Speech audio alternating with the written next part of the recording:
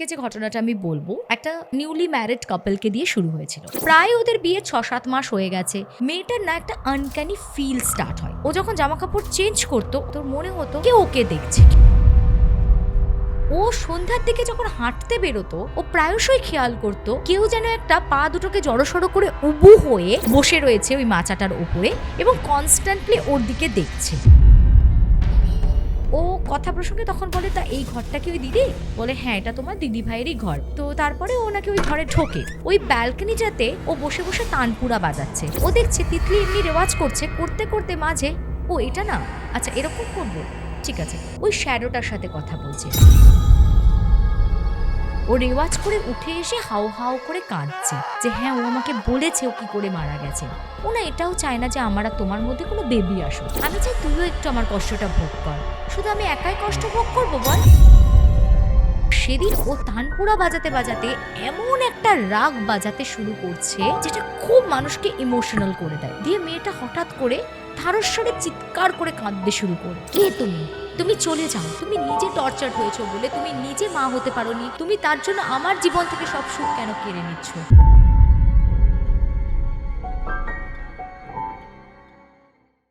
Welcome to another episode of গল্প দিদুন। আর আমি শ্রেয়া আবার নিয়ে চলে এসেছি তোমাদের জন্য আর একটা দারুণ ভয়ানক ঘটনা।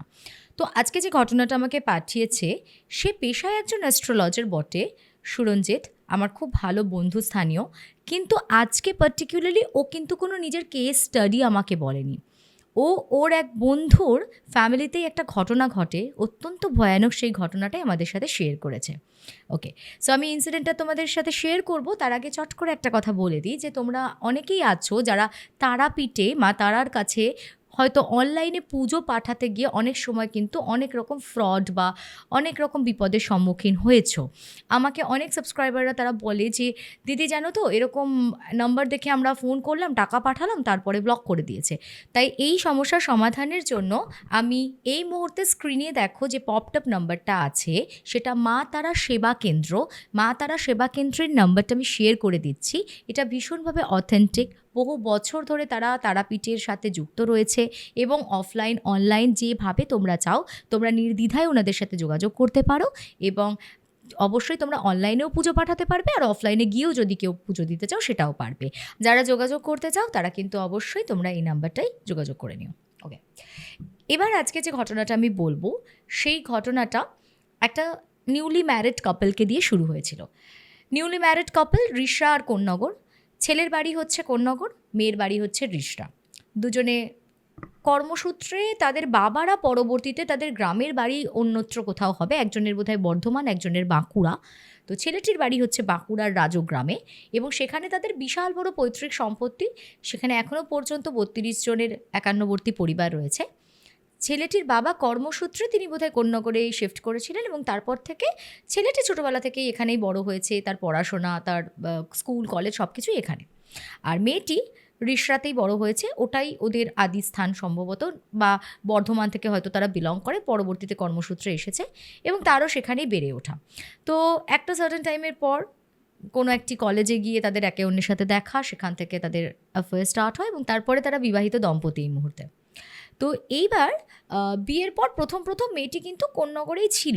ছেলেটির ফ্যামিলিতে ছেলেটির মা আর বাবা ছাড়া তো সেরকম কেউ ছিল না। তা বিয়ের পর প্রথম ওরা কিন্তু কোন্নগরেই ওদের বাড়িতেই ছিল। তো ওর মা বাবাও বেশ কিছুদিন ওদের সাথে ছিলেন। ছেলের নতুন সংসার, বৌমা একা হাতে সব কিছু পারবে না, তো শাশুড়িমা উনি নিজে থেকে সমস্ত কিছু গোছগাছ করে দিয়ে ওনারা বললেন যে দেখ, তোদেরও তো একটা প্রিভেসি চাই, আর আমরাও বয়স হচ্ছে, আর কোন্নগরে এখন কর্মসূত্রে এসেছিলাম, তারপর কি পরিবার ছেড়ে থাকতে ভালো লাগে? তো ওনারা আবার ওই রাজগ্রামে ব্যাক করেন, ওনারাও গিয়ে ওইখানেই থাকতে শুরু করেন। তো এখানে কোন্নগরে মূলত ওই হাজব্যান্ড ওয়াইফ ওরা দুজনই থাকতো। আমি গল্পের সুবিধার্থে মেয়েটির নাম ধরে নিচ্ছি তিতলি, যেহেতু মেয়েটিকে নিয়ে আমাকে পুরো ঘটনাটা বলতে হবে তাই ডেসক্রাইব করতে আমার সুবিধা হবে। তা তিতলি ওই কোন্নগরের বাড়িতেই বেশ সুন্দর হ্যাপিলি ম্যারিড লাইফও লিড করছিল। প্রায় ওদের বিয়ে 6-7 মাস হয়ে গেছে। আজ যাব কাল যাব। এবার বাবা মা ওখান থেকে বলছে যে তোরা অনেক দিন হয়ে গেল একবারও রাজগ্রামে আসিসনি, এখানে কারোর সাথে দেখা হয়নি অনেক দিন। তার ওপর তো আদি যে গ্রামের বাড়ি সেটা তো মেয়েটা দেখেইনি। ওদের যা পার্টি হয়েছিল, রিসেপশন হয়েছিল, সমস্ত কিছুই হয়েছিল কোন্নগরে, তো ওখানেই সবাই চলে গেছিলো। এমনি পরিবারের সবার সাথে ও ইন্ট্রোডিউসড হয়ে গেছে, কিন্তু বাড়িটাও দেখেনি। তা ওকে ভীষণভাবে রিকোয়েস্ট করলো যে এবার দেখ একটু ছুটিছাটা ম্যানেজ করে তোরা রাজগ্রামে অবশ্যই নতুন বউকে নিয়ে আয়, ও দেখুক সবাইকে, ওর নিজের বাড়ি দেখুক। তা যথারীতি ওরা যায় ওই বাড়িতে। এবং প্রথম যখন বউটি ওই বাড়িতে গেছে, তিতলির এত ভালো লেগেছে, বিকজ ও ভীষণ সোশ্যাল, সবার সাথে কথা বলতে গল্প করতে ভীষণ ভালোবাসতো। ওর নিজেরই এমনিতে কোন্নগরে একা একা থাকতে ভালো লাগতো না। যথারীতি ওখানে সবার সাথে মিলে মিশে হই হই করতে করতে ওরা 1 সপ্তাহ মতো ছিল, বেশ সুন্দরভাবে কেটে গেছে। ছেলেটি ওয়ার্ক ফ্রম হোম নিয়ে গেছিলো। অ্যান্ড দেন তারপর ছেলেটা বললো যে এবার তো আমাদেরকে ব্যাক করতে হবে। তো খুব মন খারাপ করে মেয়েটি ফিরে আসে, এবং কিছুদিনের মধ্যে মেয়েটা ওই বাড়ি থেকে ফেরার পর খুব অসুস্থ হয়ে পড়ে। মেয়েটা অসুস্থ হয়ে পড়ে, তাছাড়াও মেয়েটার কিছু পিসিওডি রিলেটেড প্রবলেমও বোধহয় ছিল, তোর কিছু মেডিসিনস চলতো। তো সেই সব কারণে না মেয়েটা বেশ কিছুটা ভুগতে শুরু করেছিল একটা সময়। তো তখন ওর শাশুড়ি মা এতটাই ভালো এবং কেয়ারিং, উনি বললেন একটা কাজ কর, ও একা একা কোন্নগরে ও বাড়িতে থেকে কি করে কি সামলাবে, আর ওর পক্ষেও সেটা প্রবলেম, আর আমারও খারাপ লাগছে যে আমি গিয়ে থেকে কিছু করতে পারছি না, এখানেও সবাই রয়েছে, ওর বরং ভালোও লাগবে, তুই এক কাজ কর, তুই ওকে আমাদের এখানে দিয়ে যা, ও রাজগ্রামে কিছুদিন থাকুক, ওরও মনটা একটু ভালো লাগবে, ওর শরীরটা একটু সুস্থ হোক, ও একটু সুস্থ বোধ করলে আমি আবার ওকে পাঠিয়ে দেবো। যথারীতি এবার ছেলেটি গিয়ে নেক্সট টাইম মেয়েটাকে ওখানে রেখে ছেলেটা কিন্তু চলে আসে। ও আর ওখানে থাকলো না, কারণ ওর অফিস আছে, ওকে আসতেই হবে। তো মেয়েটি ওখানে স্টে করে যায়। এবার 2-3 দিন প্রথম ওর কোনো অসুবিধা হয়নি, এমনিতেও ও অসুস্থ ছিল, মেডিসিনস চলছিল, একটা হ্যাংওভার তো ছিলই। তো আস্তে আস্তে মেয়েটার না একটা আনক্যানি ফিল স্টার্ট হয়। ফার্স্ট ওর যেটা ফিল হয়েছিল একটা আনক্যানি ফিল, ওর খালি মনে হচ্ছে ওর চারপাশে যেন কেউ একটা আছে, কেউ একটা যেন সারাক্ষণ ওকে অবজার্ভ করছে, সারাক্ষণ যেন ওকে কেউ দেখছে। এমনকি ও ওয়াশরুমে গিয়ে ওর ক্লজ অফ করতেও ওর একটু ইতস্তত বোধ হতো। ও যখন জামা কাপড় চেঞ্জ করতো ওর তখনও একটা ইতস্তত লাগতো, ওর মনে হতো কেউ ওকে দেখছে, কেউ ওকে দেখছে। ও যখন গায়ে জল ঢালছে, স্নান করছে, সেই সময় তো ওর একটা ভীষণ ডিসকমফর্ট ফিল হতো, যে একটা যদি কেউ মনে হয় যে সামনে দাঁড়িয়ে ওকে দেখছে লিটারালি, তো এইটা একটা ভীষণই খারাপ একটা ফিল দেয় একটা যে কোনো মেয়েকেই। তো ওর ওই জন্য না আর ওই বাড়িতে ভালো লাগছে না। এমনিতেও ভীষণ আনন্দ করছে, কিন্তু সবার সাথে মিলে মিশে সারাক্ষণ গল্প গুজব, ওখানে সবাই ওকে প্রচণ্ড টেক কেয়ার করছে। নতুন বউ, বাড়ির একমাত্র ছেলের বউ, ওই জেনারেশনে তখনও কারোর বিয়ে হয়নি, সবাই খুব মাথায় তুলে রেখেছে, সব ভালো। কিন্তু ওই একটা ফিল যে সবসময় ওর মনে হচ্ছে কেউ যেন একটা ওর সাথে সবসময় রয়েছে। একবার ও এই কথাটা ওর শাশুড়ি মাকে বলে যে মা জানো তো আমার একটা ভীষণ একটা খারাপ ফিল আসছে, আমি জানি না এটা আমার মনের ভুলই হতে পারে, আমার ভ্রমই হতে পারে, আমার সবসময় মনে হয় কেউ যেন আমাকে একটা দেখছে। তো বলছে কিছু না, ওটা তোমার এমনি মনে হচ্ছে, হয়তো তোমার শরীরটা খারাপ, তো তুমি উইক, তো ওই জন্য ওরকম ফিল আসছে, কিছু তুমি অত মাথায় নিও না তো ব্যাপারটা। এরপরে না ও একটা শ্যাডো দেখতে শুরু করে, অনলি শ্যাডো, কোনো রকম অবয়ব, ট্রান্সপারেন্ট অবয়ব কিচ্ছু নয়, একটা শ্যাডো দেখতে স্টার্ট করে, এবং সেই শ্যাডোটা খুব প্রমিনেন্ট। এইটাও প্রথম রিয়েলাইজ করতো কীরকম, যখন ওদের বাড়িটা না কীরকম স্ট্রাকচারে, সে আগেকার দিনে যেরকম মাঝখানে উঠোন থাকতো, চারিদিক দিয়ে ঘর, ঠিক ওই রকম। এবার সন্ধ্যার দিকে ওর হয়তো মনে হলো যে সারাক্ষণ শুয়ে বসে কী থাকবে, সন্ধ্যেবেলা হয়তো চাটা খেয়ে একটু উঠোনের দিকটাতে গিয়ে একটু দাঁড়ায়, বা ওখানে একটু হাওয়া দিচ্ছে সুন্দর বসি। তো যখনই বেরোতো ওদের উঠোনের একদম কর্নারের দিকে বাঁশের, গ্রামের দিকে যেরকম মাচা করা থাকে ওরকম একটা মাচা মতো করা ছিল, সেখানে ওই গ্রামের 2-4টে লোক এসে মাঝে মাঝে আড্ডা টাড্ডাও মারতো। তো ওই সন্ধ্যের দিকটাতে সেরকম বিশেষ কেউ থাকতো না, রাত্রে আবার বাড়ির কিছু পুরুষ মানুষ ওই মাচায় বসে আড্ডা মারতো। তো ও সন্ধ্যার দিকে যখন হাঁটতে বেরোতো ও প্রায়শই খেয়াল করতো, ওর কন্টিনিউ মনে হয় কেউ যেন একটা পা দুটোকে জড়সড়ো করে উবু হয়ে বসে রয়েছে ওই মাচাটার ওপরে এবং কনস্ট্যান্টলি ওর দিকে দেখছে। এটা একটা ওকে খুব প্রগাঢ়ভাবে এই ফিলটা দিত। এবার ও বারবার ওদিকটা যেই তাকাতো ও কিন্তু জাস্ট মনে হতো একটা ছায়া মূর্তি, কোনো যে ট্রান্সপারেন্ট কিছু বডি বা সাদা সেরকম কিছু নয়, একটা জাস্ট ছায়া মূর্তি, একটা হালকা গ্রে শ্যাডো টাইপের ও দেখতে পেত। কিন্তু ওর আকারটা মনে হতো কাইন্ড অফ ওইরকম জড়সড়ো হয়ে উবু হয়ে বসে থাকলে যেরকম হয়, তবে হ্যাঁ সেটা প্রবাবলি কোনো ফিমেল বডি, কেননা চুলটা ও বুঝতে পারতো যে চুলের স্ট্রাকচারটা বেশ লম্বা, চুলটা যেটা পড়তো শ্যাডোটা সেটা একটু কোঁকড়ানো, একটু লম্বাটে। তো এইবারে ওর বেশ গাটা ছমছম করতে শুরু করে, গা ভারী হতে শুরু করে। ও এসে ওর শাশুড়িকে বলে যে, মা তুমি বলছো তো কিছু নয়, কিন্তু জানো তো কিছু একটা আছে। এই বাড়িতে সবসময় কেউ একটা আছে যে আমাকে অলওয়েজ ফলো করে। শুধু তাই নয়, ও হয়তো একটা সবার মধ্যে বসে আড্ডা মারছে, গল্প করছে, ওর সমানে হয়তো মনে হচ্ছে দালানের কার্টেনের পেছনটা থেকে কেউ একজন পেপিং, মানে বারবার এই জিনিসটা ফিল হচ্ছে। এবার এটা তো কোনো নর্মাল জিনিস নয়, এরকমও নয় যে এটা ওর আগেও কখনো মনে হয়েছে। তো ওর এত বছর এত বাড়িতে থেকেছে, কখনো এরকম ফিল আসেনি। হঠাৎ করে পার্টিকুলারলি এই বাড়িটাতে এসে ওর এরকম ফিল কেন আসছিল? তো ওর খুব অবাক লাগে। তো ও একদিন রাত্রে কথা বলতে বলতে এই সমস্ত কথা ও শেয়ার করে ওর হাজব্যান্ডের সাথে, এবং ওর হাজব্যান্ডকে বলে, তুমি আমাকে সত্যি করে একটা কথা বলবে, এই বাড়িতে কি কেউ মারা গেছে, কিছু হয়েছে, কোনো ইয়াং ফিমেল বা কেউ? তো ওর হাজব্যান্ড বলে, কেন, তোমার এইসব পুরনো খবরে কী কাজ? হ্যাঁ, এরকম একটা অ্যাক্সিডেন্ট ঘটেছিল আমাদের বাড়িতে, বাট ঠিক আছে, ওসব তুমি একদম মাথায় ঢুকিও না। ও কবেকার কী ব্যাপার, এসব নিয়ে আবার কেউ এখন নাড়াঘাটা করে নাকি? আর তোমার পুরোটাই মনের ভুল। ও তুমি দুদিন পরে চলে আসবে, এসব নিয়ে অত মাথা ব্যথা করো না। এর মধ্যে কি হয়, মেয়েটা ওই বাড়িটা পুঙ্খানুপুঙ্খভাবে ঘুরে ঘুরে দেখে। যতই হোক ওর পৈতৃক ভিটে বাড়ি, ওর তো একটা ইন্টারেস্ট আছেই, আর ওর ভীষণ ভালো লাগতো। আদি বাড়ি, একটু বনেদি বাড়ি যেরকম হয়, প্রচুর ঘর আছে বাড়িগুলোতে। তো এবার ও বাড়ির মধ্যে ঘুরতে ঘুরতে বিভিন্ন মানুষের তখন পোর্শন ভাগ হয়ে গেছে, জ্যাঠা কাকা সকলের মধ্যে, কিন্তু ওদের মধ্যে সকলের সাথে বেশ ভালো সহবত আছে, একে অন্যের সাথে খুব ভালোভাবে কানেক্টেড। তো ওদের এখনও বেশ কয়েকটা পরিবারের একসাথেই হাঁড়ি চড়ে। তো সব কিছু মিলিয়ে ও তখন মানে কী করতো, প্রত্যেকদিন সকালবেলা উঠে ঘুরে ঘুরে কখনো জ্যাঠাদের ঘরে, কখনো কাকাদের ঘরে, সব জায়গায় ঘুরে ঘুরে দেখতো, সবার সাথে কথা বলতো। তো একটা ঘরও নোটিস করেছিল অনেক দিন ধরেই বন্ধ দেখে। তো একদিন ওর কাকার পোর্শনে জিজ্ঞাসাই করে ফেলে যে এই ঘরটা বন্ধ কেন, এবং কথা প্রসঙ্গে তখন ওর সম্পর্কে কাকিমা হয়। তো তার কাছ থেকেও জানতে পারে যে ওই কাকিমার নাকি বহু বছর আগে এক মেয়ে ছিল। তো সেই মেয়েটির বিয়েও হয়, বিয়ে হয়েছিল, খুব ভালো বিয়ে হয়েছিল। তারপর কোনো একটা অজানা কারণে সেই মেয়েটা না আত্মহত্যা করে, নাকি তাকে পুকুরে ডুবিয়ে মারা হয়, সেই মিস্ট্রিটা এখনও সলভ হয়নি। কিন্তু সেই মেয়েটা পুকুরে ডুবে মারা গেছিল। এবং তখনকার দিনে তো এত প্রশাসনিক ব্যবস্থা স্ট্রং ছিল না। তো সেই কারণে মেয়েটা এক্স্যাক্টলি কীভাবে কি মারা গেছিল না গেছিল, ও শ্বশুরবাড়ির লোকেরা না ধামা চাপা দিয়ে দেয়।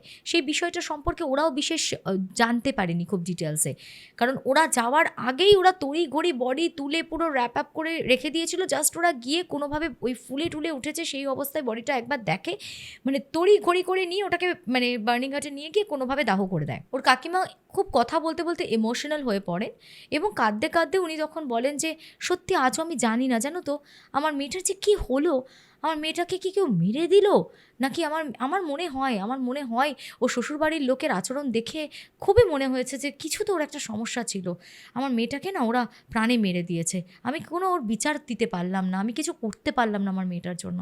তো খুব কাঁদতে থাকে। তো ও তখন কাকিমাকে আস্তে আস্তে একটু সান্ত্বনা দিতে শুরু করে যে, না না, কিছু আমারই ভুল হয়েছে, যে এইভাবে পুরনো কথা তোলার কোনো মানেই দাঁড়ায় না, এখন তোমাকে আবার আমি ইমোশনাল করে দিলাম, ঠিক আছে, যাই হোক, যেটা হয়ে গেছে হয়ে গেছে।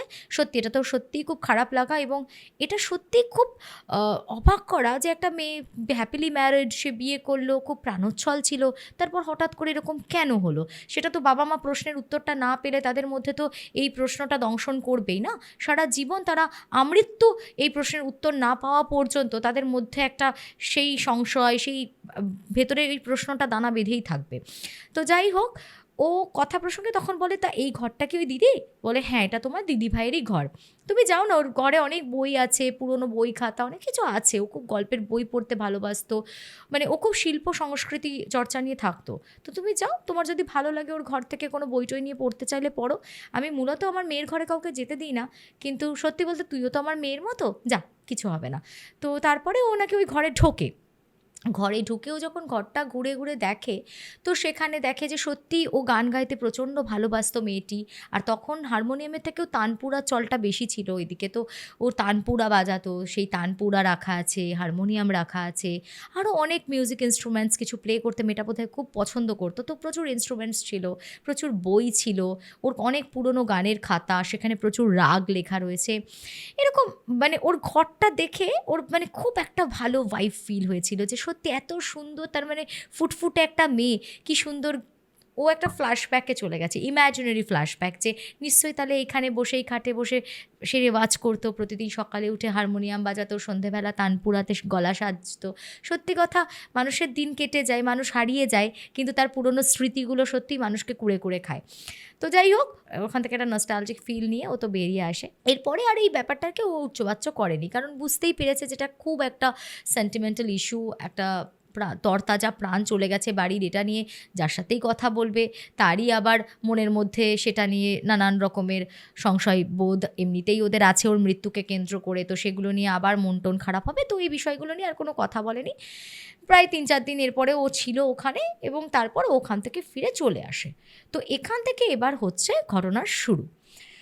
তো কোন্নগরে ও চলে আসার পর থেকে এইবার ওর হাজব্যান্ড ওর মধ্যে আস্তে আস্তে কিছু পরিবর্তন নোটিস করতে থাকে। প্রথম যেটা হলো, ও হঠাৎ করে ওর হাজব্যান্ডকে বলছে, শোনো না, আমাকে একটু তানপুরা এনে দেবে একটা, আমি একটু তানপুরা বাজানো শিখবো। তো বলছে, তুমি এখন আবার নতুন করে গানের স্কুলে ভর্তি হবে? কেন গো, হঠাৎ করে তোমার আবার গানের শখ হলো কবে? কারণ বলছে, কেন তোমার আবার গানের শখ হলো কবে? কারণ তোমাকে তো আমি কোনো দিন এত শিল্প সংস্কৃতি চর্চা নিয়ে দেখিনি। বলছে, না, আমার না গান শিখতে খুব ইচ্ছা করছে। বলছে, কার কাছে শিখবে, কিছু স্থির করেছো? এখানে কোনো স্কুল টুল আছে গানের? বলছে, না না, আমি কারোর কাছে শিখবো না, আমাকে বাড়িতেই একজন শেখাবে। বলছে, কে তোমাকে শেখাবে? বলছে, না, আছে একজন, বাড়িতে আসবে ঠিক করেছে, সে আমাকে বাড়িতেই শিখিয়ে দিয়ে যাবে। তো এবার ওর হাজব্যান্ড তো সকালবেলা অফিসে যায়, বলছে একজন মহিলা আসবে, এসে আমাকে বাড়িতেই শিখিয়ে দিয়ে যাবে, ও তোমায় ভাবতে হবে না, তুমি আমাকে শুধু একটা তানপুরা এনে দাও। তো জোর করে নাছোড়বান্দা হয়ে একটা তানপুরা কিনে, এবং প্রতিদিন সকালবেলা তো ওর হাজব্যান্ড বেরিয়ে যেত অফিসে, সন্ধেবেলাও যখন ফিরে আসতো, ওদের খুব সুন্দর বাইরে একটা লনের মতো ছিল, লনের পাশে একটা ছোট্ট আর্চ করা সুন্দর ব্যালকনি ছিল। ওই ব্যালকনিটাতে ও দেখতো ও বসে বসে তানপুরা বাজাচ্ছে, এবং যেদিন ও তানপুরাটা কিনলো, ফ্রম ভেরি নেক্সট ডে ও খুব সুন্দর তানপুরা বাজাচ্ছে। একটা যে কোনো ইনস্ট্রুমেন্ট প্লে করা শিখতেও তো কিছুটা সময় লাগে, একটা টাইম টেকেন ব্যাপার। ও হঠাৎ করেই মানে কোনো রকম সেরকম প্রথাগত প্রশিক্ষণ ছাড়াই দেখছে যে সুন্দর তানপুরাটা প্লে করছে। তো এইবার ও তখন ওকে প্রশ্ন করে যে, তুমি তানপুরা বাজানো শিখলে কী করে? ও তখন বলছে, আছে, আমার এক দিদিভাই আছে, তো আমার দিদিভাই আমাকে শেখাচ্ছে। তো বলছে, উনি কি সকালে আসেন? কারণ সন্ধেবেলা তো তুমি একা একাই প্র্যাকটিস করো। বলে, হ্যাঁ, উনি সকাল সন্ধে সবসময়তেই আমাকে শেখান। তো যাই হোক, তুমি যখন অফিসে থাকো তখনই উনি আসেন। ও কথাটা এড়িয়ে যায়। এইবার কোথাও গিয়ে না ওর একটা ডাউট হয় মনের মধ্যে, যে কী জানি বাবা, কে আসে? নাম জিজ্ঞেস করলে নাম বলে না, নিশ্চয়ই কোন্নগরের কোনো লোকাল, তার যদি ইনস্ট্রুমেন্টের কোনো একটা স্কুল থাকে বা গানের স্কুল থাকে, আমি তো তাকে চিনবো জানবো, আমি তো কোন্নগরের লোকাল, ও তো রিষড়ার মেয়ে, ও তো অত যত না জানবে আমি বেশি জানবো, ওকে জিজ্ঞেস করলে কোনো সঠিকভাবে সদুত্তর দেয় না, ব্যাপারটা কি? এদিকে দিব্যি কি সুন্দর যত দিন যাচ্ছে, মানে 3-4 দিনের মধ্যে বেশ একদম এক্সপার্ট হ্যান্ডে তানপুরা বাজাচ্ছে, যেটা কিন্তু কোয়াইট টাফ। এবার ওর তখন মনের মধ্যে একটা ডাউট হয়েছে। তো এইবার একদিন সন্ধেবেলা ছেলেটি অফিস থেকে ফিরেছে, তিতলি বসে ওই রকম ওই যে লবিটার পাশে ছোট্ট জায়গাটা, ওই ব্যালকানিটাতে বসে ও রেওয়াজ করছে। এবার ও চাটা দিয়ে চলে যেত, আর তারপরে না খুব একটা নোটিস করতো না, কিন্তু ওই যে ওর মনের মধ্যে একটা প্রশ্ন দানা বেঁধেছে যে কী হচ্ছে ব্যাপারটা, ও কার কাছে শিখছে, কিছুই বুঝতে পারছি না। এদিকে 2-3 দিনের মধ্যে বেশ দিব্যি সুন্দর তানপুরা বাজাচ্ছে, একটু ব্যাপারটা দেখতে হচ্ছে। তো ও গিয়ে আস্তে আস্তে ওই ব্যালকনিটার পাশে দাঁড়িয়েছে, পর্দাটা আছে, ও পর্দাটা যাতে গার্ড হয়ে যায়, যাতে ও দেখতে না পায়, তিতলি যাতে ওকে দেখতে না পায়, সেইভাবে পর্দাটার পেছনে গিয়ে ও দাঁড়িয়ে আস্তে আস্তে দেখছে যে তিতলি কী করছে। ও দেখছে তিতলি এমনি রেওয়াজ করছে, করতে করতে মাঝে, ও এটা না, আচ্ছা এরকম করব, ঠিক আছে, বলে কি যেন কারোর সাথে একটা কথা বলছে। এবার ও কার সাথে কথা বলছে, ওর সামনে কে আছে? ও আরেকটু মুখটা বাড়াতে ও দেখছে যে তিতলির সামনে ওর যে শ্যাডোটা পড়ছে, ওই শ্যাডোটার সাথে কথা বলছে। তো বলছো, কি পাগল ঠাগল হয়ে গেল নাকি? ও শ্যাডোটার সাথে কথা বলছে, আর শ্যাডোটা ওকে ইনস্ট্রাক্ট করছে, এমনভাবে কথা বলছে যে যেন শ্যাডোটা ওকে ইনস্ট্রাক্ট করছে যে এরমভাবে না, এরমভাবে কর, ওরমভাবে কর। তো ও প্রথম এক ঝলক শ্যাডোটা দেখে না অত ভালো করে নোটিস করেনি, বাট গ্র্যাজুয়ালি ও আরও খানিকক্ষণ ওখানে স্থিরভাবে দাঁড়িয়ে ওর কার্যকলাপ যখন নোটিস করছে, ওর সাডেনলি যেটা স্ট্রাইক করে, আরে শ্যাডোটার হেয়ার স্ট্রাকচারটা তো পুরো ডিফারেন্ট লাগছে। মানে তিতলির যেরকম চুলটা ওটা একটু প্লেন, আর ওটা দুপাশটা বেশ একটুখানি পেতে চেপে রাখতো, তো সেই কারণে ওর চুলটা যদি শ্যাডো পড়ে তাহলে একটুখানি চাপা, অত বেশি ফুলে ফেপে থাকবে না, আর হালকা কার্লিও মনে হবে না, মানে বেশ স্ট্রেইট ওর চুলটা। তো সেরকমই শ্যাডোটা পড়বে। প্রথম এক ঝলক শ্যাডোটা দেখে ওর কিন্তু ফার্স্ট এটা মাথায় স্ট্রাইক করেনি, বাট তারপর লেটার অন ওইটা বুঝতে পারে আরে ওইটা তো ডিফারেন্ট একটা শ্যাডো। হিসেব মতো তো তিতলির এক্স্যাক্টলি শ্যাডোটা ওইখানে ওয়ালে পড়ার কথা, কিন্তু ওই শ্যাডোটা তো ওইটা নয়, ওটা তো একটা কোকড়া কোকড়া চুল, মানে চুলটা দেখেও বুঝতে পেরেছে।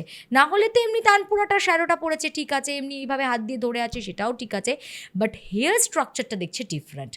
ওইটা ও নোটিস করে যে সেই যেমন ঠাকুরের কিছুটা হালকা কার্লি কার্লি হেয়ার থাকে, ঠিক ওরকম একটু ফোলা ফাঁপা কার্লি হেয়ার টাইপের ওইটা শ্যাডোতে রয়েছে, কিন্তু ওর চুলটা বেশ স্ট্রেট এবং পেতে আঁচড়ানো, তো কাজে ওইভাবে কিন্তু শ্যাডোটা ফুলে ফেপে উঠতে পারে না। এবার ওর একটু ভয় লাগে এবং ও তখন না ওখান থেকে সরে আসে, দিয়ে ওকে ছেড়ে দেয় ওর নিজের মতো। তো রেওয়াজ শেষ করে ও উঠে এসেছে, উঠে আসার পরে ও তখন বলছে যে এবার আমি ডিনার অ্যারেঞ্জ করি তাহলে। তখন বলছে হ্যাঁ অ্যারেঞ্জ করবে, তার আগে এক সেকেন্ড দাঁড়াও, এই তুমি কার সাথে কথা বলছিলে বাইরে বসে, কার সাথে কথা বলছিলে? বলছে বলবো তোমাকে, তুমি ভয় পাবে না তো? বলছে না ভয় পাবো কেন, কি হয়েছে বলো? বলছে আমাকে তো দিদিভাই গান শেখাচ্ছে, আমাকে তো দিদিভাই তানপুরা শেখাচ্ছে।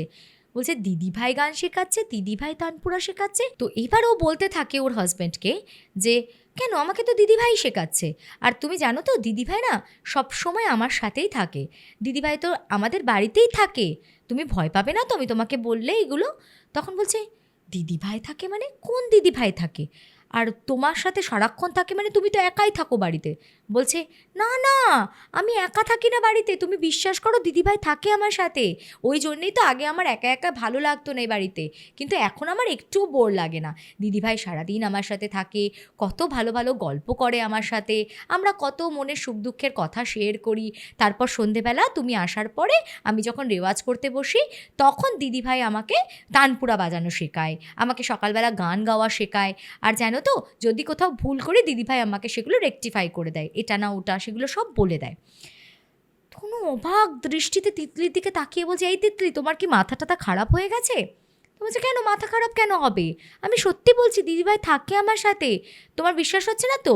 এই তো আমি তোমার পেছনে জানো আলমারির পাশেই দেখতে পাচ্ছি দিদিভাই দাঁড়িয়ে আছে।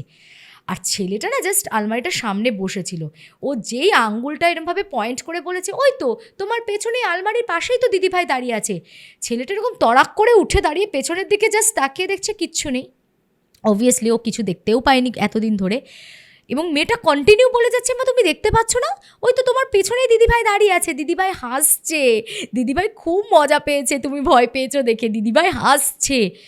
এইটা শোনার পরে ওর হাজব্যান্ড তখন বলছে না এ তো পুরো মাথা ফাথা খারাপ হয়ে গেছে, কিন্তু হয় আমাকে সাইকিয়াট্রিস্ট দেখাতে হবে, নাহলে মাকে এই ব্যাপারটা বলতে হবে।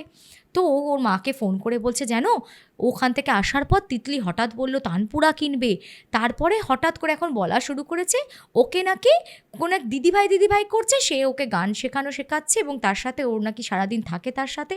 তো এবার ওর মায়ের এই জিনিসটা ভালো ঠেকেনি, ও বলছে বাবান তুই এক্ষুনি গিয়ে যেখান থেকে পারিস কাছাকাছি কোনো মন্দির থেকে সেখানকার একটু স্নান জল বা কিছু নিয়ে এসে ওকে খাওয়া, প্লাস ওখান থেকে বলে ওখানকার পুরোহিতকে ফুল টুল নিয়ে এসে তোদের ঘরে রাখ, ওকে যদি কোনো তাবিজ কবজ দিয়ে পড়া, আমার কিন্তু জিনিসটা খুব সাধারণ মনে হচ্ছে না, আর তাছাড়া তুই ওকে জিজ্ঞাসা করবি তো দিদিভাইটা কে, এটা জানতে হবে সবার আগে।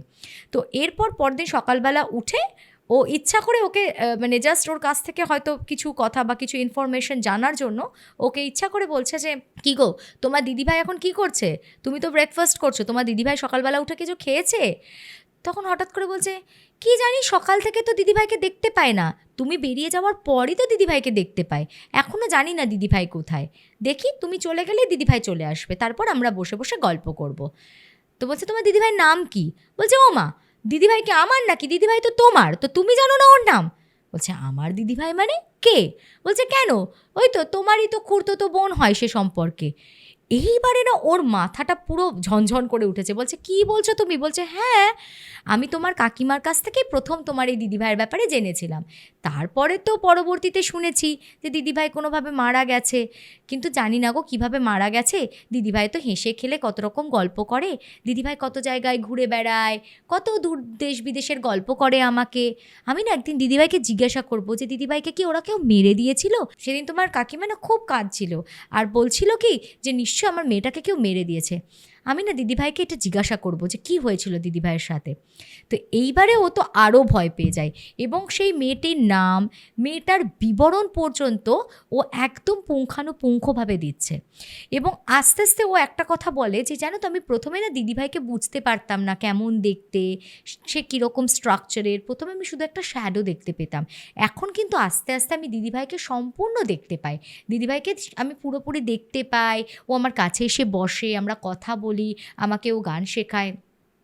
তো ও অফিসে গিয়ে ওর মাকে ফোন করে সব কথা বলেছে। তো মা বলছে এটা তো ঠিক লাগছে না আমার, তুই তাড়াতাড়ি যেগুলো বলেছি সেগুলো করেছিস? তো বলছে হ্যাঁ, আমি মন্দিরে গিয়ে এরকম ফুল নিয়ে এসেছি, আমি ফুল ঘরেও রেখেছি, ওকে একটা তাবিজ দিয়েছিল সেটাও পরিয়ে দিয়েছি, কিন্তু মা ওর মধ্যে কোনো পরিবর্তন নেই। ও কিন্তু তাবিজটা পড়ালো ওকে, কিন্তু তারপরেও 2-4 দিন কেটে গেছে, ও কিন্তু একদম নর্মাল, অফিসে বেরিয়ে যাচ্ছে হাজব্যান্ড, ওর নাকি তারপরে দিদিভাইয়ের সাথেই সময়টা কেটে যাচ্ছে। এবং তারপর গ্র্যাজুয়ালি যখন ও আবার অফিস থেকে ফিরছে, যেরকম ওর স্ক্যাডিউল ছিল যে ও বসে রেওয়াজ করতো সেই সময়, আর আস্তে আস্তে হলো কি এখন তো ফ্রি হয়ে গেছে, আগে একটু লুকিয়ে চুরিয়ে বলতো কথাবার্তা, এখন যেহেতু ওর হাজব্যান্ডকে বলে দিয়েছে যে ও তানপুরা বাজায় যখন তখন ওর দিদিভাই ওর সাথে থাকে, ও একদম সাবলীলভাবে জোরে জোরে ওর সাথে কথা বলে। আর এগুলো শুনে ও ঘরের মধ্যে বসে বসে প্রচণ্ড ভয় পেতে থাকে, ওর হাজব্যান্ড আর কি, তিতলির হাজব্যান্ড। তো এটা তো ঠিক হচ্ছে না, ওকে তো তাহলে একটা সাইকিয়াট্রিস্ট দেখাতে হবে, এগুলো তো মানসিক বিকৃতির মতন।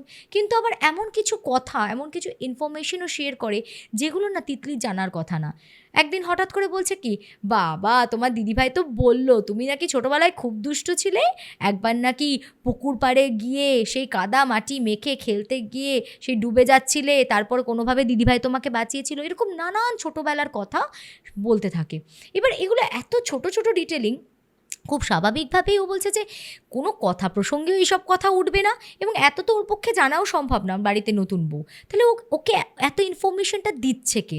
এবং আস্তে আস্তে ও বুঝতে পারে যে এবারে ব্যাপারটা শুরু হয়েছে পিএনপিসির পর্যায়ে।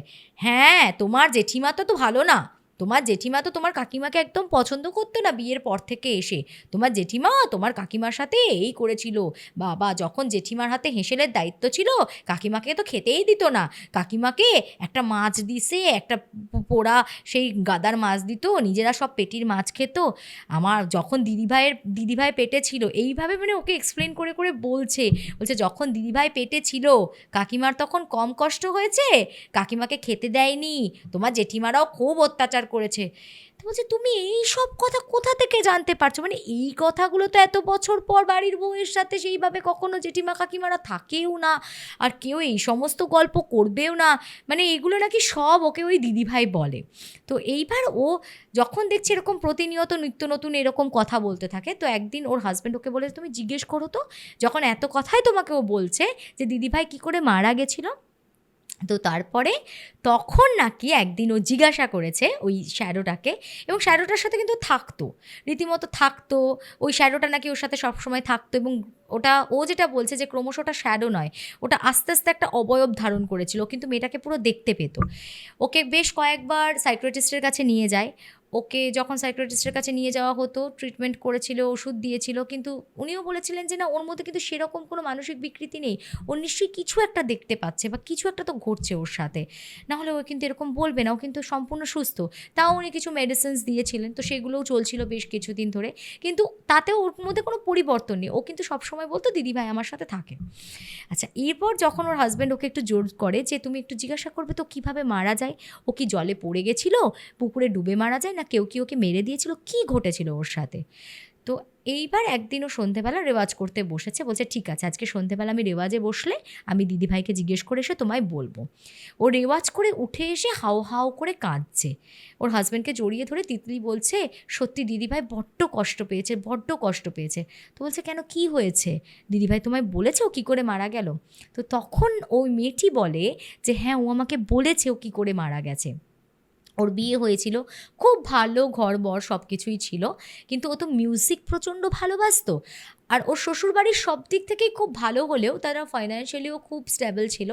কিন্তু তারা ওর ভালো লাগাটাকে কখনো প্রায়োরিটিস দেয়নি। মানে ওর ভালো লাগার জায়গাটাকে তো একটু প্রায়োরিটাইজ করতে হতো না ওদেরকে? গান গাওয়া, জানতই তো যে মেয়েটা গান গাইতে ভালোবাসে, ও আবৃত্তি করতো ভালো, ও বই পড়তে ভালোবাসতো। তো ওদের কাছে বিষয়টা এরকম ছিল যে বাড়ির বউ, সে আবার কি গান গাইবে? ভর সন্ধেবেলা সে কী রেওয়াজ করবে? সে তখন রুটি বেলবে, তো সে তখন রান্না করবে, তরকারি বানাবে, খেতে দেবে, এইসব তার কাজ। এসব আবার কি? ওর ভালোবাসাটা মূল্যটা ওরা দিতে পারতো না। যাই হোক, তারপরেও ও অ্যাডজাস্ট করে কোনোভাবে চলছিল। এইবার ওদের বাড়িতে, ওদের বাড়ির কোনো একটি মেয়ে, মানে ওই যার সাথে ওর বিয়ে হয়, ওর হাজব্যান্ডের কোনো একটা বোন-টোন ছিল, যে ওর সম্পর্কে ননদ হচ্ছে। এবার সে কিন্তু গান গাইতো। মানে বাড়ির কি অদ্ভুত রীতিনিয়ম দেখো! সেই সময় তার বাড়িতে তার ননদ যে ছিল সম্পর্কে, সে কিন্তু গান গাইতো, প্রত্যেকদিন সঙ্গীত চর্চা করতো সকালবেলা, বিকেলবেলা। তখন কিন্তু কারোর কোনো সমস্যা নেই। কিন্তু সমস্যা কাকে নিয়ে? ওকে নিয়ে। সমস্যা হচ্ছে বাড়ির বউ কিছু করবে না। তা যাই হোক, তো সেই মেয়েটা যেহেতু খুব সেই মেয়েটাও খুব নানান রকমের ইনস্ট্রুমেন্টস প্লে করতো। তো ওর ঘরেও নানান তবলা, তারপরে হারমোনিয়াম, বেসিক কিছু ইনস্ট্রুমেন্ট ছিল। তো ওর ওরকম কখনো স্ট্রিং খারাপ হয়ে গেলে তানপুরার, তো একটা ছেলে আসতো, সেই ছেলেটা মুসলিম কমিউনিটি থেকে বিলং করে। তো সেই ছেলেটা ওই ইনস্ট্রুমেন্টগুলো সারাতে আসতো। এবার দু একবার বাড়িতে আসা যাওয়ার সময় আর কি ওর সাথে চোখাচোখি হয়, এবং পরে বোধহয় কোনো একদিন ছেলেটা ওকে কোনোভাবে কানেক্ট করে। এবার তখন ওই অঞ্চলে ওর কাছে তখন বোধহয় সম্ভবত ফোনের অ্যাভেলেবিলিটি ছিল না। কোনোভাবে ছেলেটা ওকে কোনোভাবে কোনো চিঠি দেওয়ার মাধ্যমে ওকে কানেক্ট করে এবং ওকে দেখা করতে বলে। তো গ্রামেরই একটা প্রান্তে ও দেখা করে এবং ছেলেটার সাথে ওর রীতিমতো একটা রিলেশন স্টার্ট হয়। ও কখনো বন্ধুর বাড়ি, কখনো বাপের বাড়ি, এই সব কিছু বলে টলে মাঝে ছেলেটার সাথে দেখা করতো, ছেলেটার সাথে এদিক ওদিক কোথাও যেত। এবং আস্তে আস্তে এটা ওর শ্বশুরবাড়ির লোকও জানতে পারে, ধরা পড়ে যায়। এবং তারপরে যখন ধরা পড়ে গেল যে ওই ছেলেটির সাথে ওর একটা অবৈধ সম্পর্ক আছে, ওর ওপর শুরু হয় অকথ্য অত্যাচার। ওর বাপের বাড়িতেও এরা কিন্তু কিচ্ছু জানায়নি, কিন্তু ওকে প্রচণ্ড টর্চার করতে শুরু করে এবং মারধর থেকে শুরু করে রীতিমতো ওকে মেরে ফেলার হুমকি দিতে থাকে। ইতিমধ্যে কি হয়, ওই মুসলিম ছেলেটি যার ও প্রেমে পড়েছিল, সে আবার কিছুদিনের মধ্যেই জাস্ট ওর সাথে ঘুরেছে, বেরিয়েছে, হয়তো ওরা কিছুটা ফিজিক্যালি ইন্টিমেটও হয়েছে, সব কিছুই হয়েছে। কিছুদিন পরেই সেই ছেলেটি, মানে ওর জন্য এই মেয়েটা কিন্তু প্রচণ্ড টর্চার সহ্য করেছে। তবুও অনেক কিছু ওরা জিজ্ঞাসা করেছিল, মুখ খোলেনি সেরকমভাবে, ছেলেটিকে অ্যাকিউজ করে কোনো ওর ব্যাপারে বিরুদ্ধাচারণ করে কোনো কথাও বলেনি যে হ্যাঁ ও আমাকে ভুল বুঝিয়েছে বা কিছু। ও কিন্তু নিজের ভালোবাসার প্রতি খুব ডেডিকেটেড ছিল। ও মানে প্রথমটা তো ওর অ্যারেঞ্জ ম্যারেজ ছিল, তো সেই ক্ষেত্রে হয়তো হাজব্যান্ডের প্রতি ওর অতটা ভালোবাসার ফিলটা ছিল না। ওটা যেহেতু নিয়মমাফিক বিয়েটা হয়ে গেছিলো, বাচ্চা মেয়ে, একটা সম্পর্কে থাকতে হয় তাই থাকা। বাট দ্বিতীয় ক্ষেত্রে এই মুসলিম ছেলেটির সাথে ওর পিওর ভালোবাসাটা ছিল। তো সেক্ষেত্রে ওই ছেলেটিকে ও মানে এমনভাবে আগলে রাখার চেষ্টা করছিল, সবার থেকে প্রোটেক্ট করার চেষ্টা করছিল যে ওকে এত অত্যাচার করা হচ্ছে, তবু ও কিন্তু ওর এগেনস্টে কোনো বিরুদ্ধাচারণ করেনি যে ও আমাকে ভুলভাল বুঝিয়ে নিয়ে গেছে বা কিছু। ও বুঝেছে আমি ভুল করেছি, ও ওটা স্বীকারও করে নিয়েছে যে হ্যাঁ আমার ওকে ভালো লাগে, আমি ওকে ভালোবাসি, আমি এটা ভুল করেছি, অন্যায় করেছি। কিন্তু তার জন্য যে ওরাও ওকে আবার বলবে যে ঠিক আছে তুমি যখন ওকে ভালোবাসো ওর সাথে মুভ করো, তাও নয়। ওরা ওকে বাড়িতে বন্ধ করে রেখে অকথ্য অত্যাচার চলছে। ছেলেটির জন্য ভীষণ মারধর সব কিছু টলারেট করেছে। বাট তার কিছুদিনের মধ্যেই ছেলেটির আবার বিয়ে ঠিক হয়ে যায় এবং ছেলেটি ঠিক করে ও বিয়ে করবে। তখন তো ওর বেরিয়ে ছেলেটির সাথে পার্সোনালি দেখা করে তাকে কনভিন্স করার কোনো চান্স নেই, বা তার সাথে কী কথা বলবে, কীভাবে কথা বলবে। তাও একদিন রাতের অন্ধকারে সকলের চোখে ধুলো দিয়ে ও অতি কষ্টে ও পালিয়ে যায় ওই বাড়ি থেকে।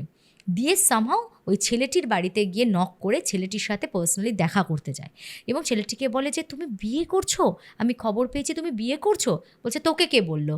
বলছে আমার হাজব্যান্ড এসে আমাকে এরকম হাসতে হাসতে তাচ্ছিল্য করে বলছে, হ্যাঁ তুই তো খুব গেছিলি ওর সাথে পীড়িত করতে, কী ভেবেছিলি ও ছেলে তোকে বিয়ে করবে? ও তোকে নিয়ে খেলা করছিল, ইউজ করা হয়ে গেছে, তো ছুঁড়ে ফেলে দিয়েছে, তোকে হয়ে গেছে, তোর স্বাদ মিটে গেছে, ও তো বিয়ে করছে, এবার থাক, এবার তুই পড়ে আর মার খাত, না তুই আমার ভালোবাসা পাবি না তুই ওর ভালোবাসা পাবি। তুমি এটা হাউ হাউ করে কেঁদে বলছে আমি তো তোমাকে খুব ভালোবাসি, আমি তোমার জন্য এত কিছু সহ্য করছি, তুমি আর একটু অপেক্ষা করতে পারছো না? আমি ওখান থেকে বেরিয়ে আসতে রাজি আছি, তুমি আমাকে নিয়ে পালিয়ে চলো, আমি চলে যখন এসেইছি আমি আর বাড়ি যাবো না, তুমি আমায় নিয়ে পালিয়ে চলো, আমি জানি তুমি এই বিয়েটা হয়তো মন থেকে করছো না। এবার তখন ছেলেটা হঠাৎ করে পাল্টেই খেয়ে বলছে, আমি, কে বলেছে তোমাকে বিয়ে করব? আমি কি বলেছি একবার আমি তোমাকে বিয়ে করব? হ্যাঁ, আমি তোমার সাথে দেখা করেছি, আমি তোমার সাথে কথা বলেছি, আমরা ঘুরেছি বেরিয়েছি, ভালো টাইম কাটিয়েছি, সব ঠিক আছে, কিন্তু আমি তো তোমাকে বিয়ে করব বলিনি একবারও। আর তাছাড়া তুমি অন্য লোকের বউ, তোমার বিয়ে করে সংসার হয়ে গেছে, তোমাকে আমার বাড়িতে মানবে কেন? আমি আমি তোমাকে বিয়ে করব না। এবার তখন মেয়েটার মাথায় মানে আকাশ ভেঙে পড়েছে যে এটা কি বলছে? আমি তো ওকে নিয়ে স্বপ্ন দেখেছিলাম, আমি ভেবেছিলাম যে আমার এই বদ্ধ জীবনটাতে ও একটা খোলা আকাশের মতো, আমি ওকে বুকে বেঁধে নিঃশ্বাস নিতে চাইছিলাম, আর সেখানে এই পরিণতি। তো মেয়েটা ভীষণ হতাশ হয় এবং ও আবার বাড়িতে ফিরে যায়। ওর বাড়িতে ফিরে যাওয়ার পর ওখানে তো ওকে আবার দ্বিগুণ টর্চার করতে শুরু করে যে তুই পালিয়ে গেছিলি, এরপরে প্রচণ্ড মারধর করে। তো ওর তখন আর যেমন মার খাচ্ছে না, ও নির্লিপ্ত, নির্বিকার, ওর যেন কোনো সার নেই, ওকে কে মারছে তাতে ওর কোনো ব্যথা বেদনারও কোনো ফিলিংস নেই। এবং তারপরে ও নাকি স্লিপিং পিলস ছিল ওর শ্বশুর মশাইয়ের ঘরে, ও সেখানে গিয়ে প্রচুর পরিমাণে ঘুমের ওষুধ খায়। ঘুমের ওষুধ খেয়ে ও আবার পরদিন রাতের অন্ধকারে বাড়ি থেকে বেরিয়ে, অনেকগুলো ঘুমের ওষুধ একসাথে খেয়ে ও বাড়ি থেকে বেরিয়ে আসে, এবং বেরিয়ে এসে ও নিজেই পুকুরে আস্তে আস্তে আস্তে আস্তে নেমে যায়, এবং ওর দু চোখে ঘুম নেমে আসে। ও মানে ওটা একটা বলা যায় স্বেচ্ছা মৃত্যু গ্রহণ করে আর কি। ও কিন্তু জানতো যে ও একদম স্লিপিং পিলস খেয়ে অতগুলো পুকুরে নামছে, তো ওর অলরেডি ঘুম পেয়ে গেছে, তখন ও আর চোখ খুলে রাখতে পারছে না, ও জানে যে মৃত্যু অনিবার্য, ও জেনে শুনেই ও আস্তে আস্তে পুকুরের দিকে নিজে আস্তে আস্তে নামতে থাকে এবং শেষ পর্যন্ত তলিয়ে যায়। তো বলে আমি ইচ্ছা মৃত্যু গ্রহণ করেছি, আমার ভালোবাসাকে আমি কোনোদিন পাইনি, যেখানে আমি তার জন্য সব কিছু ছেড়ে দিয়েছিলাম জানিস। মানে এইভাবেই নাকি ওই মেয়েটা পুরো এক্সপ্লেন করে এটা বলেছিল তিতলিকে, ওই শ্যাডোটা বা ও যে অবয়বটাকে দেখতে পেত পরবর্তীতে সেটা। তো তিতলি পরে আবার এই ঘটনাটা তার ভাইকে এসে, ওর হাজব্যান্ডকে এসে কাঁদতে কাঁদতে বলে যে তোমার দিদিভাই খুব কষ্ট পেয়েছে, খুব কষ্ট পেয়ে সে মারা গেছে জানো। দিদিভাই যখন প্রথম এই ছেলেটার সাথে ওর রিলেশনটা স্টার্ট হচ্ছে, সবে ওই চিঠিপত্র একটু আধটু কোনোভাবে আদান প্রদান, তো সেই সময় মানে ছেলেটার প্রতি এতটা ডেডিকেটেড হয়ে পড়েছিল যে ও আস্তে আস্তে কিন্তু ওর হাজব্যান্ডের সাথে দূরত্ব বজায় রাখতে শুরু করে। ওর হাজব্যান্ডের সাথে ফিজিক্যাল হতে চাইতো না, ইন্টিমেট হতে চাইতো না, সেটার জন্য ওর হাজব্যান্ড ওকে প্রচুর মারধর করতো যে কী হয়েছে, কেন করবি না, কিন্তু তবুও নিজের জায়গায় অনড় থেকেছে।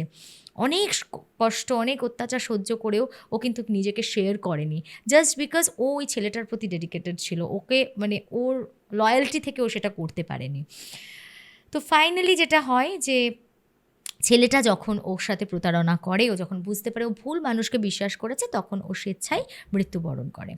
তো যেহেতু ও যখন মুসলিম ছেলেটার সাথে অ্যাফেয়ারটা স্টার্ট হয়, ওর হাজব্যান্ডের থেকে ডিস্টেন্স মেনটেন করতো, এবং ওর সেই কারণে কোনো ইস্যু আসছিল না। তখনকার দিনে তো একটু এই ব্যাপারটা তো ছিলই যে বিয়ে হয়ে গেছে এখনও বাচ্চা হচ্ছে না কেন, সেটা নিয়েও ওকে অনেক কটূক্তি শুনতে হয়েছে।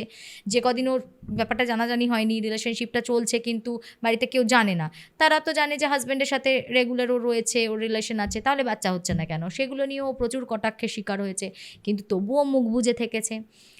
তা এইবারে তো ছেলেটি বলছে যে তোমাকে দিদিভাই এত কথা এক্সপ্লেন করে বললো? বলো হ্যাঁ, ও তো আমাকে বললো, এবং জানো তো ও আরেকটাও কথা আমাকে বলেছে। বলছে কি? বলছে ও না ওর হাজব্যান্ডের সাথে কিছু করতে চাইতো না, তো সেই কারণে ওর যেহেতু নিজের বাচ্চা ছিল না, ও না এটাও চায় না যে আমার আর তোমার মধ্যে কোনো বেবি আসুক। এইবার ওর হাজব্যান্ড বলছে মানে? বলছে হ্যাঁ, ও না চায় না যে আমাদের মধ্যে কোনো সন্তান আসুক। বলছে এটা আবার কেমন কথা, তোমার বেবি আসার সাথে কি সম্পর্ক ওর? বলছে না, ওর আমি বন্ধু তো। ও বলছে আমি একাই তো খুব কষ্ট পেয়েছি, সবাই তো আমাকেই বাচ্চা হচ্ছিল না ইত্যাদি নিয়ে অনেক কটূক্তি করেছে, আমি চাই তুইও একটু আমার কষ্টটা ভোগ কর। শুধু আমি একাই কষ্ট ভোগ করব বল? তুই কষ্ট ভোগ করবি না? তুই না আমার বন্ধু, তুই না আমার সাথে সই পাতিয়েছিস, তুই আমাকে তো ভালোবাসিস, আমি তোর সাথে সারাদিন থাকি, কত গল্প করি, তোর যদি একটা বাচ্চা কাচ্চা হয়ে যায়, তুই যদি তাকে নিয়ে ব্যস্ত হয়ে যাস, তুই কি আর আমার সাথে তো গল্প করবি না? তোর তখন এত সময় থাকবে, তুই গানের রেওয়াজ করবি, তুই গান শিখবি, তানপুরা শিখবি, তখন তো কিছুই হবে না। তার চেয়ে তোর কোনো বাচ্চা কাচ্চা না হয় ভালো, একটুখানি তোকেও লোকে কটাক্ষ করবে, তখন আমারও একটু জ্বালা জুড়াবে, আর আমিও তোর সাথে থাকবো, গল্প করব। এটা শুনে ছেলেটা রীতিমতো ভয় পায়। ও তখন ওর বাড়িতে গিয়ে ওর মাকে, ওর কাকিমাকে, সবাইকে এই কথাটা শেয়ার করে যে যেন এই ঘটনা। ও গিয়ে বলে, কাকিমা ও বলেছে এই কথা আমাকে নিজে, যে দিদিভাই এই পুরো ব্যাপারটা ওকে এক্সপ্লেন করেছে। ওর শ্বশুরবাড়িকে এতদিন ধরে তো তোমরা দোষারোপ করতে, তোমরা ভাবতে ওর শ্বশুরবাড়ি প্রচণ্ড অত্যাচারিত ছিল। হ্যাঁ, সত্যি ওর ওপর অত্যাচার হয়েছে, এটাও বলেছে যে ওকে কিন্তু অকথ্য অত্যাচার করা হতো, কিন্তু সেটার জন্য কিন্তু শ্বশুরবাড়ির একটা দায় যেমন রয়েছে, ও নিজ দোষেও কিছুটা হয়তো আক্রান্ত হয়েছে। তো বলছে যে কেন, বলছে এরকম একটি ছেলের সাথে ওর অ্যাফেয়ার স্টার্ট হয়, সেটা পরবর্তীতে ধরা পড়ে গিয়ে এই সমস্যা, তারপরে মৃত্যুটা কিন্তু ওর স্বেচ্ছায় হয়েছিল। সেটা যেটা তোমরা সন্দেহ করতে যে শ্বশুরবাড়ির লোক টর্চার করে মেরে টেরে দিয়েছে কিনা, সেরকম কিছু কিন্তু নয়। এটা কিন্তু ও বলেছে আমার ওয়াইফকে যে ও স্বেচ্ছায় মৃত্যুবরণ করেছে। কিন্তু এখন বিপদ হচ্ছে যে ও এমন ওতপ্রোতভাবে ওর সঙ্গে জড়িয়ে পড়েছে, এবং শুধু তাই নয়, ইমোশনালি এত কানেক্টেড হয়ে পড়েছে ও এখন ওকে এমনভাবে বন্ধুস্থানীয়ভাবে বা ওর সাথে সই পাতিয়ে নিয়েছে। ও চায় না যে আমাদের মধ্যে কোনো বাচ্চা কাচ্চা আসুক, যাতে ওর সময়টা অকুপায়েড না হয়ে যায়। ও চায় যে ও সারাক্ষণ ওর সাথেই থাকুক, কথা বলুক, এবং এও সারাক্ষণ সেই দিদিভাই করে উতলা হয়ে উঠেছে, যেন ও কারোর সাথে একটা জলজান্ত কোনো মানুষের সাথেও সারাক্ষণ থাকে, তার সাথে গল্প করছে, হাসছে, কথা বলছে, এবং এটা দিনে দিনে এর মাত্রাটা আরও বাড়ছে। তা আমার এখন কি করণীয় তোমরা বলো? তোর মা বলছে ওকে ইমিডিয়েটলি কারোর কাছে নিয়ে যেতে হবে, এভাবে তো চলতে পারে না। তো তখন ওর শাশুড়ি, ওর কাকি শাশুড়ি সবাই ওই রাজগ্রাম থেকে ওরা আসে কোন্নগরে একজন খুব ভালো কারোর একটা ওরা সন্ধান পায়। তো সেখানে ওকে নিয়ে যাওয়া হয়, তোকে বসানো হয়, এবং ওকে কিছুক্ষণ দেখার পরে ও তখন স্থিরভাবে বসে আছে, কোনো রিয়্যাক্ট করছে না, কোনো কথা জিজ্ঞাসা করলে সেরকম বিশেষ উত্তরও দিচ্ছে না। তো ওই লোকটি বলে, কি তোমার দিদিভাই কি এসছে তোমার সাথে?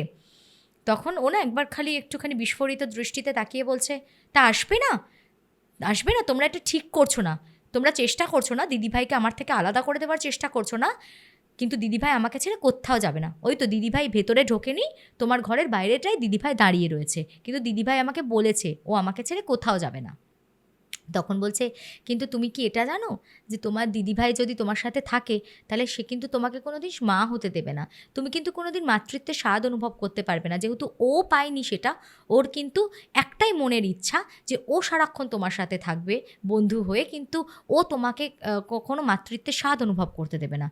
তখন মেয়েটা না কেমন একটা ক্ষিপ্ত হয়ে ওঠে এবং বলে যে, দেবে না, আমি তো ওকে নিয়ে ভালোই আছি, কি হয়েছে তাতে? কেন, আমাকে কি মা হতেই হবে? সব মেয়েকে কি মা হতেই হবে? কি এমন দায় আছে? আমি হব না মা, আমি দিদিভাইয়ের সাথে থাকবো। দিদিভাইয়ের কষ্ট আমি সহ্য করতে পারি না, দিদিভাই কষ্ট পেয়েছে, আমিও সেই কষ্টের ভাগ নেব, আমি ওর সাথে সই পাতিয়েছি, আমি ওর সাথেই থাকবো। তো তখন ওই ভদ্রলোক বলে, আচ্ছা বেশ ঠিক আছে। তো ওর কাকি শাশুড়িকে বলে, আপনি এক কাজ করুন তো, আপনি ওকে নিয়ে বাইরে যান।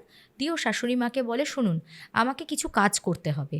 এমনভাবেই ওর মাথাটা, মানে একটা হয় না যে কোনো একটা সোল সবার আগে তো একটা মানুষের মাইন্ড কন্ট্রোল করে, বলছে এই সোলটা ওর সাথে রয়েছে, ও যে ওকে পজেস করেছে তা কিন্তু নয়, পজেশন ইজ সামথিং ডিফারেন্ট। সেখানে কি হচ্ছে, একটা সোল ওই শরীরটার ভেতরে প্রবেশ করছে, এবং তারপরে তার অ্যাক্টিভিটিসগুলো কিছুটা সেই সোলের যেরকম ফিচার্স ছিল সেরকম হচ্ছে, বা তার মধ্যে বিভিন্ন অ্যাবনর্মালিটি দেখা যাচ্ছে, that is something different, possession is different. But এক্ষেত্রে যেটা এই অ্যাস্ট্রোলজার বলে, যে একে কিন্তু ওই সোলটা যে পজেস করেছে তা না, এই সোলটা সারাক্ষণ ওর সাথে থাকছে এবং ওর সাথে ইমোশনালি কানেক্ট করেছে, এবং ওকেও এতটা ইমোশনাল করে দিয়েছে যে ওর দুঃখ কষ্ট সব কিছুর ভাগিদার হতে পর্যন্ত রাজি, ও নিজের মাতৃত্বটাকেও পর্যন্ত কম্প্রোমাইজ করতে রাজি হয়ে যাচ্ছে, এতই ও দিদিভাই করে অস্থির। তো আমাকে কিছু কাজ করতে হবে যাতে ওর এই মাইন্ডসেটটা চেঞ্জ হয়, যাতে এই যে সোলটা ওর মাইন্ডটাকে কন্ট্রোলে নিয়ে আসছে নিজের আস্তে আস্তে, সেটা যেন না হয়। তো তার জন্য আমাকে একটা যজ্ঞ করব, তার কিছু ওরা জিনিসপত্র লাগবে সেটা অ্যারেঞ্জ করতে বলে। ওকে কিছু তাবিজ দেয় আর একটা প্রদীপ দেয়, বলে এই প্রদীপটাতে একটা তেল দেয়, বলে এই তেলটা ঢেলে এই প্রদীপটা একটু কদিন ওর বাড়িতে তোমাকে জ্বালতে হবে। তো শাশুড়ি বলে, যা করতে হবে আপনি আমাকে দিন বুঝিয়ে, আমি সব কিছু করতে রাজি আছি, কিন্তু আমার ছেলের জীবনটা যেন নষ্ট না হয়, মানে আমার ছেলে এবং বৌমা দুজনারই। এইভাবে তো আমার বৌমাটাও শেষ হয়ে যাবে না, এটা তো উচিত নয়। আর তাছাড়া সবথেকে বড় কথা হচ্ছে, সন্তান আসতে দেবে না, এই আবার কি? তো আপনি কিছু একটা করুন বাবা। তো উনি বলছে, ঠিক আছে তুমি নিশ্চিন্তে থাকো, আমি যেগুলো বললাম সেগুলো করো। তো শাশুড়ি ওকে নিয়ে ঘরে যায়, ওর কাকি শাশুড়ি চলে গেছিলো রাজগ্রামে, তো ওরা থেকে যায়। ওর শ্বশুর শাশুড়ি এসে ওর সাথে থাকে কোন্নগরে। তো ওরাও কিন্তু ওর মধ্যে এই পরিবর্তনগুলো দেখে, ওর কারোর সাথে কথা বলছে। কিন্তু উনি যেরমভাবে বলেছিলেন নিয়ম মাফিক প্রতি সন্ধ্যায় উনি সন্ধ্যারতি দিয়ে ওই প্রদীপ জ্বালা শুরু করলেন। আর তার সাথে উনি বলেছিলেন যে একটা যজ্ঞ উনি করবেন, উনি কিছু যজ্ঞ করেন, তারপরে আবার ওনাকে ডেকে পাঠান, কিছু তাবিজ দেন। সেটা প্রথমে মেয়েটি পড়তে চাইছিল না, তারপর অনেক বুঝিয়ে টুঝিয়ে জোর করে মেয়েটাকে তাবিজটা পড়ানো হলো।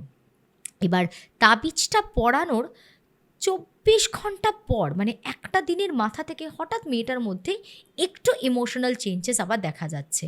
ও উঠে এসে শাশুড়ির পাশে বসে বলছে, মা আমার কি কিছু হয়েছে মা? আমি আমি আমি তোমাদের সাথে ঠিক করে আচরণ করছি? বলছে, কেন বলতো, তোর এরকম কেন মনে হচ্ছে? বলছে, না, মাঝে মাঝে আমার কেমন একটা অদ্ভুত ফিল হচ্ছে জানো তো, আমার মনে হচ্ছে আমি ঠিক করছি না। বলছে, কেন? বলছে, আমি যাকে দেখতে পাচ্ছি সে কি মানুষ? সে তো মানুষ নয়, তাহলে আমি তার সাথে এতটা কমফর্টেবল কী করে হচ্ছি? হঠাৎ এই যে ওর রিয়েলাইজেশনটা না, সেটা ওই তাবিজটা পড়ার এলো। তার আগে ও যেন একদম ওর সাথে মনোমুগ্ধকর একটা পরিবেশে রয়েছে, মানে ওর রিয়েলাইজেশনই নেই যে ওটা যে একটা সোল, ওটা যে কোনো মানুষ নয়, তার সাথে যে ও এইভাবে এত সাবলীলভাবে থাকতে পারে না, কথা বলতে পারে না, সেই বোধটাই ওর কাজ করছিল না। এই তাবিজটা পড়ার পর ওর আস্তে আস্তে সেই যে একটা মানে দর্পণ ওর সামনে ছিল সেটা যেন চূর্ণ হচ্ছে, ওর যেন সম্বিত ফিরছে। ও বলছে, আমি তো এটা ঠিক করছি না, আমি এটা কী করছি? তো বলছে, সেটাই তো মা, তোকে তো আমরা সেই জন্যেই বোঝাচ্ছি, এত প্রশ্রয় দিস না। ও তো তোকে এমন একটা বাঁধনে, এমন একটা জালে জড়িয়ে ফেলেছে যেখান থেকে তুই না বেরোতে পারলে তুই কোনোদিন মা হতে পারবি না। তখন কি হবে? ও তোকে কি বলছে যে তোকে তোর কোলে কোনোদিন সন্তান আসতে দেবে না, তোকে কোনোদিন মাতৃত্বের স্বাদ অনুভব করতে দেবে না। এটা কি কখনো সম্ভব? তুই মা হতে চাস না, তুই মা হতে চাস না বলে এইবার ওর শাশুড়ি ওকে কিছুটা ইমোশনাল ব্ল্যাকমেল করে। সব মেয়েদের তো একটা এক্সপেকটেশন থাকে, মা হবি, তোর আরও সুন্দর জীবন হবে, তুই এগুলো কী করছিস, কী পাগলামো করছিস? আর কে দিদি ভাই? ওর তো কোনো অস্তিত্বই নেই, বুঝতে হবে তোকে। সে তাই তো আমি কেন এরকম করছি? তারপর যথারীতি আবার ঠিক সন্ধেটি হয়, ও গিয়ে তানপুরাটা নিয়ে বসে রেওয়াজ করতে। সেদিনও ও তানপুরা বাজাতে শুরু করে। এবার সেদিন ও তানপুরা বাজাতে বাজাতে এমন একটা রাগ বাজাতে শুরু করছে, মানে যেটা খুব মানুষকে ইমোশনাল করে দেয়। একটা প্রচণ্ড, ওই যেরকম একটা স্যাড মিউজিক ফর্ম তো থাকেই সমস্ত ইনস্ট্রুমেন্টসেরই, তো সেরকম একটা কিছু রাগ বাজাচ্ছে যেটাতে না পুরো বাড়ি, পুরো পরিবেশটা যেন থমথম করছে, একটা ভারাক্রান্ত হয়ে উঠেছে পুরো পরিবেশটা। দিয়ে মেয়েটা হঠাৎ করে তারস্বরে চিৎকার করে কাঁদতে শুরু করে, এবং মেয়েটা চিৎকার করে কাঁদতে কাঁদতে বলতে থাকে, বলে না আউটবাস্ট হয়েছে এবার মেয়েটা বলছে যে, কে তুমি? তুমি চলে যাও, আমি তো তোমার বন্ধু নই, তুমি কেন আমাকে এইভাবে টর্চার করছো? তুমি নিজে টর্চার্ড হয়েছো বলে তুমি নিজে মা হতে পারোনি, বা মা হতে চাওনি, রাদার তুমি চাওনি মাতৃত্ব অনুভব করতে। তোমার স্বামীর সাথে তুমি কেন ফিজিক্যাল হতে চাওনি সেটা তোমার প্রবলেম। তুমি তার জন্য আমার জীবন থেকে সব সুখ কেন কেড়ে নিচ্ছ? তুমি কেন আমার জীবনটা নষ্ট করতে এসেছো? চলে যাও তুমি, আমি মানি না তোমাকে বন্ধু বলে, চলে যাও তুমি। এবার ওর শাশুড়ি ওর এরকম চিৎকার শুনে না, উনি তাড়াতাড়ি গিয়ে দাঁড়িয়েছেন ব্যালকানিতে যে দেখবে ব্যাপারটা কী হচ্ছে।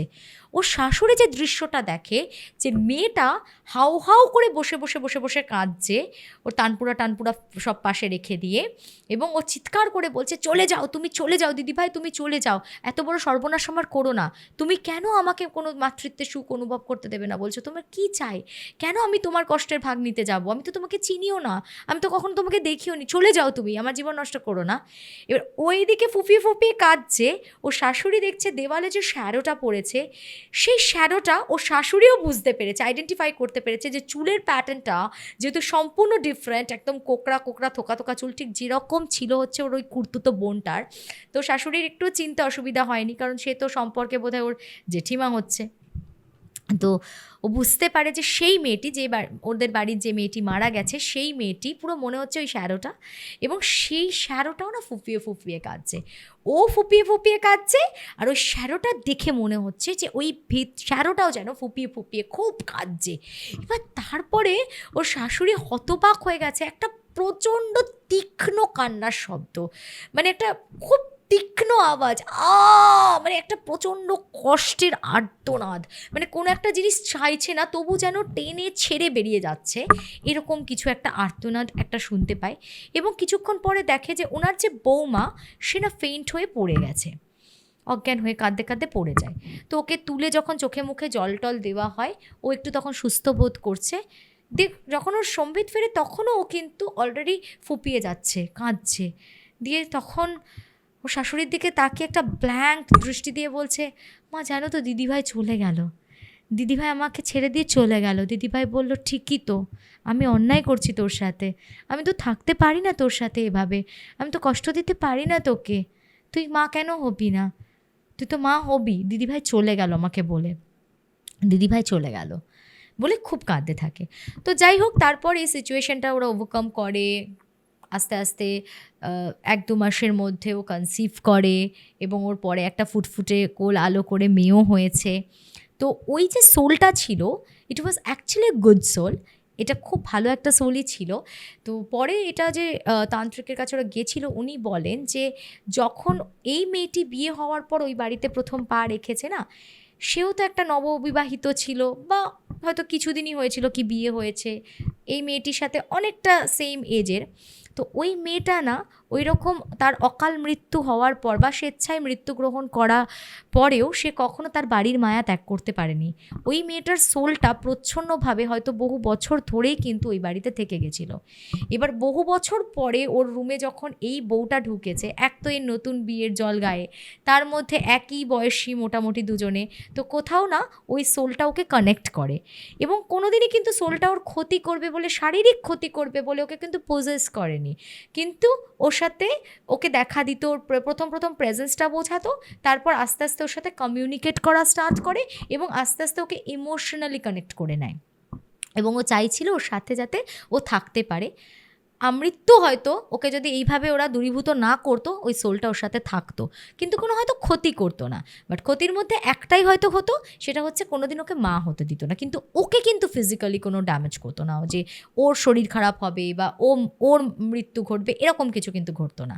তো ওই সোলটা ওকে খুব ভালোবাসতো, ওর সাথে ও ইমোশনালিও প্রচণ্ড কানেক্ট করে নিয়েছিল বলে ওকে ছেড়ে যেতেও ওর প্রচণ্ড কষ্ট হয়েছিল।